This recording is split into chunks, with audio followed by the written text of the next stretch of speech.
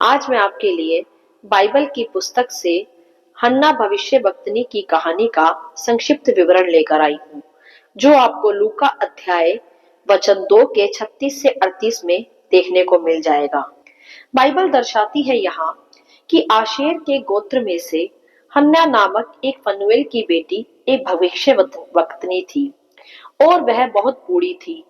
और बाइबल यह भी बताती है कि वह विवाह होने के बाद 7 वर्ष अपने पति के साथ रह पाई थी और अब 84 वर्ष से वह विधवा थी, अर्थात उस स्त्री की उम्र अच्छी खासी थी।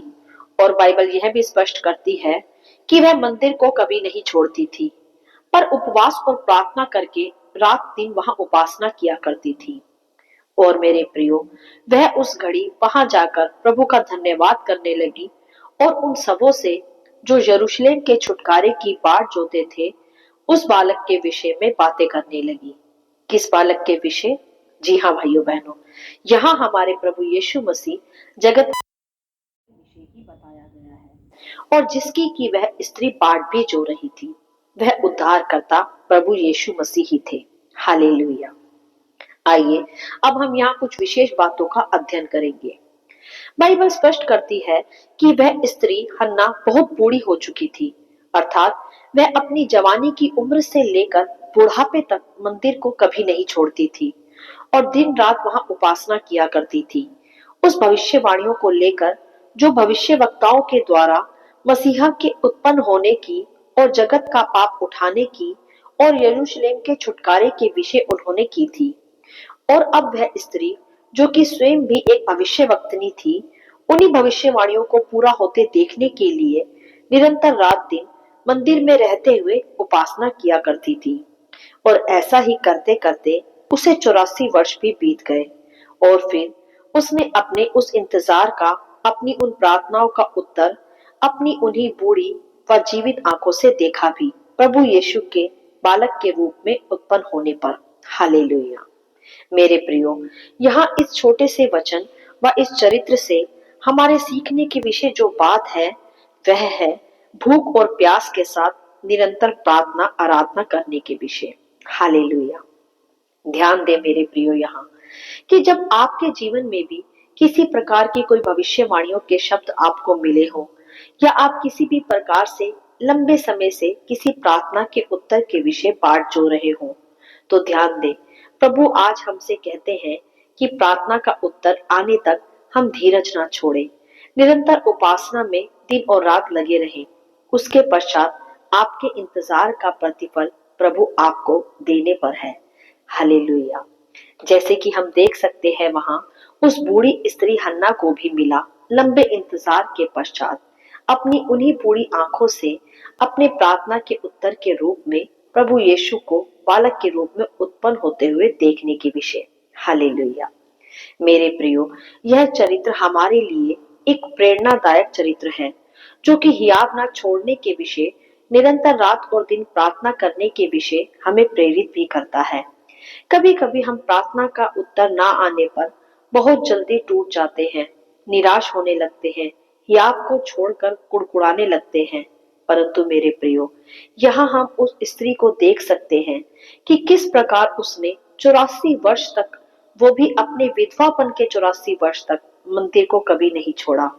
वही रात दिन यरूशलेम के छुटकारे के विषय, उद्धारकर्ता के उत्पन्न होने के विषय वह निरंतर प्रार्थनाएं करती रही और अंत में फिर उसकी आशा पूरी भी हुई। हालेलुया। मेरे प्रियो, क्यों दर्ज है इस बूढ़ी स्त्री का चरित्र इस बाइबल में? इसीलिए कि आपको और हमें आज हियाव मिल सके। लंबे समय तक प्रार्थना का उत्तर ना आने पर जो प्रार्थना करना छोड़ देते हैं, कुछ तो प्रभु के विश्वास से भी पीछे हट जाते हैं। यह वचन आज उन्हीं के लिए एक प्रेरणादायक संदेश है, जो कि सिखाता है भूख और प्यास से निरंतर प्रभु की उपासना करने के विषय, उससे उन वायदों को पूर्ण प्राप्त करने के विषय जो प्रभु के द्वारा पवित्र शास्त्र में हमारे छुटकारे, चंगाइयों और बरकतों के विषय किए गए हैं। कैसे होंगे मेरे प्रियो वह वायदे पूरे? कैसी होंगी वह प्रतिज्ञाएं पूरी? कैसी होंगी वह भविष्यवाणियां पूरी जो प्रभु ने हमारे विषय की है? जी हाँ भाइयों बहनों, उन सभी आशीषों को प्राप्त करने के लिए, उन सभी भविष्यवाणियों को अपने जीवित आंखों से अपने जीवन में पूरा होते हुए देखने के विषय हमें उसी स्त्री की तरह निरंतर उपासना में उन प्रतिज्ञाओं को प्रभु से आज मांगने की आवश्यकता है। देरी तक उत्तर ना आने पर भी हमें हियाव नहीं छोड़ना चाहिए, निराश नहीं होना चाहिए। जो वायदे पवित्र शास्त्र में हमारे लिए किए गए हैं वह अवश्य पूरे भी होंगे, क्योंकि मेरे प्रियो स्वयं प्रभु यीशु मसीह ने कहा भी है मत्ती अध्याय 5 के 18 में कि मैं तुमसे सच सच कहता हूं कि जब तक आकाश और पृथ्वी टल ना जाए तब तक व्यवस्था से एक मात्रा या एक बिंदु भी बिना पूरे हुए नहीं टलेगा। हालेलुया। अर्थात बाइबल की एक एक भविष्यवाणियां पूरी होंगी, वह भी जो आपके लिए पर्सनली की गई हैं। बस मेरे प्रियो, आपको उनका पूरा होने के लिए निरंतर प्रार्थना करने की आज आवश्यकता है, हियाव न छोड़ने की आवश्यकता है। बिल्कुल उस हन्ना नामक बूढ़ी स्त्री की तरह जिसकी जवानी से बुढ़ापा आ गया, परंतु उसने उसी एक विषय के लिए प्रार्थना करने कभी नहीं छोड़ी और उसका हियाव नहीं घटा।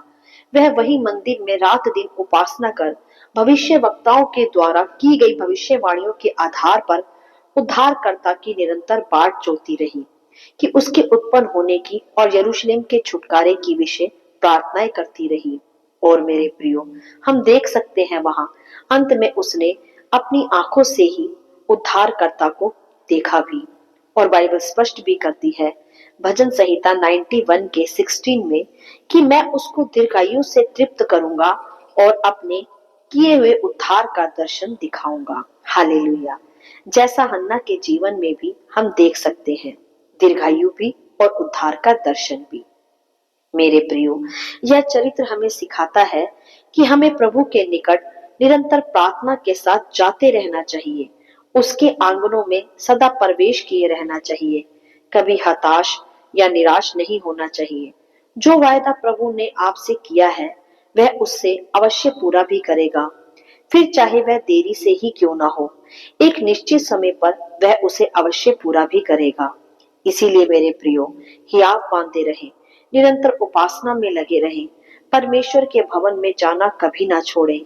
देखें, फिर आपकी प्रार्थना का उत्तर आपके सामने ही होगा। हालेलुया। जैसे उस स्त्री ने 84 वर्ष तक हियाव नहीं छोड़ा, मंदिर में जाना नहीं छोड़ा, प्रार्थना और उपासना करना नहीं छोड़ा, भविष्यवाणियों को लेकर वह निरंतर प्रार्थना करती रही। और मेरे प्रियो, अंत में उसकी आशा को प्रभु ने पूरा किया। उसकी जीवित आंखों ने प्रभु यीशु मसीह उद्धारकर्ता को देखा। इतना बड़ा परमेश्वर ने उसके जीवन में कार्य किया।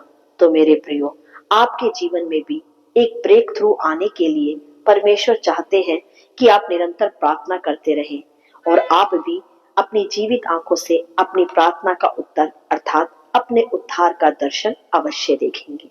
हालेलुया। आशा करती हूँ इन वचनों का संक्षिप्त विवरण आप सभी को समझ में आया होगा, क्योंकि हमारे प्रभु यीशु मसीह की यही इच्छा है। आमीन and God bless you all.